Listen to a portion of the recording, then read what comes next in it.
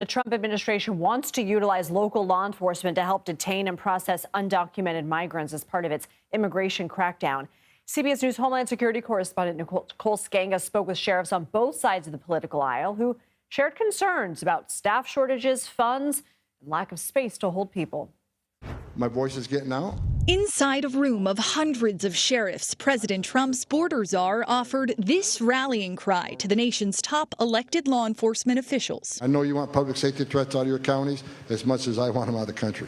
With ICE facilities now over capacity nationwide, officials are appealing to local law enforcement, an effort to more than double their detention beds. And you've said you need 100,000 detention beds to get this done. Minimum. Leaving Tom Homan appealing for more among the overseers of the nation's local prisons and jails. I hope you're all in. The sheriff's in the room. We need your bed space. We need your 287G agreements. We sat down with 4 sheriffs from across the ideological and geographical United States for a reality check on the White House's ask. At this point in time, do you have the detention space for someone who their only offense is being here illegally? No, I do not. It's not as simple as just opening the door. I've been overcrowded. I need a new jail. I need more space. The only people I hold in my jail predominantly are those that are violent criminals, murder, rape, arson, and any form of domestic violence. I don't have not one single spare bed for anything else.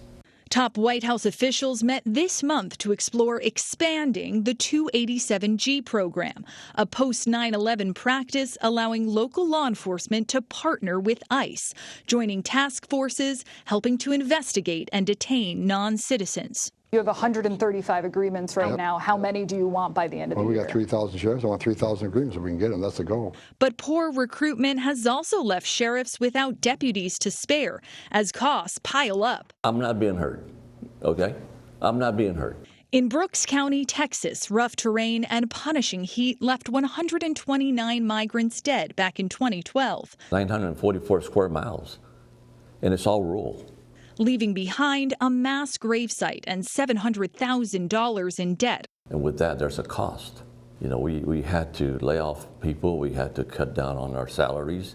The cost of identifying and burying migrants. The sparsely populated Texas county was never reimbursed by the federal government. I worry about eroding the trust that I've spent over 4 years trying to build. In Summit County, Ohio, Sheriff Candy Fothery hosts a growing refugee population from Asia and Africa and says now they're terrified. When you knock on doors in your community, do you ask someone what their status is? No, I don't.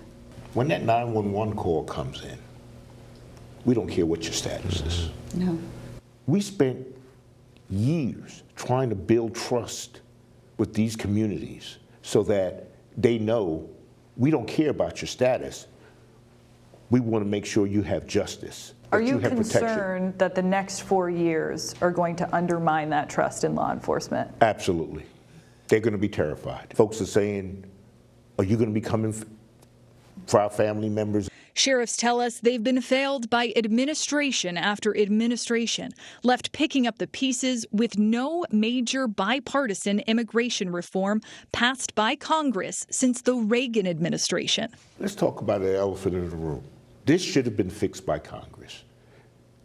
I can't put it on a Republican or a Democrat. I'm putting it on all of them. Do your damn job.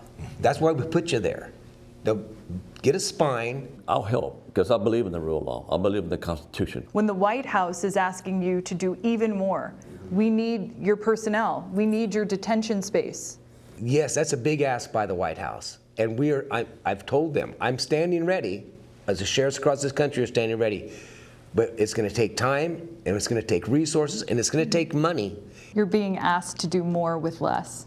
American sheriffs, we're doing everything that we can, but there's only so much that we can do. We're doing the impossible with nothing. Nicole Sganga joins us now. Nicole, just incredibly enlightening interviews there. And the sheriffs have expressed a willingness to work with the federal government, but told you they're under-resourced. So what does the White House have to say about that?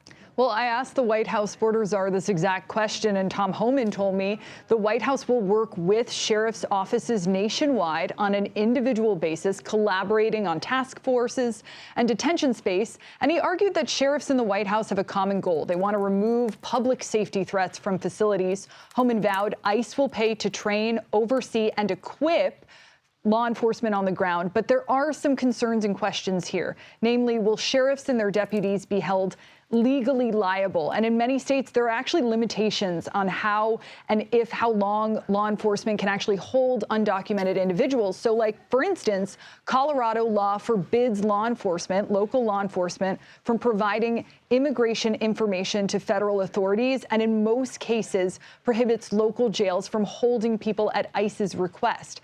They also block arrests solely based on a resident's status. There are sheriffs in that state that will tell you they're not willing to break the law to follow this administration. Then there's the question of resources. Will this administration compensate sheriffs for their assistance?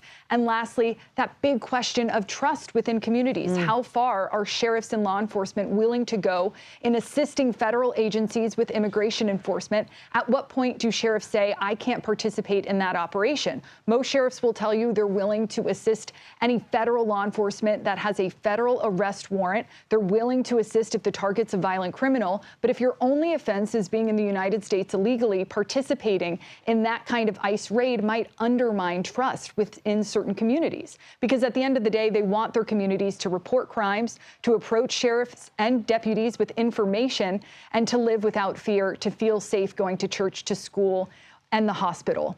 It is a subject we have explored many times here on the Daily Report. Nicole Sganga, thank you so much. Thank you.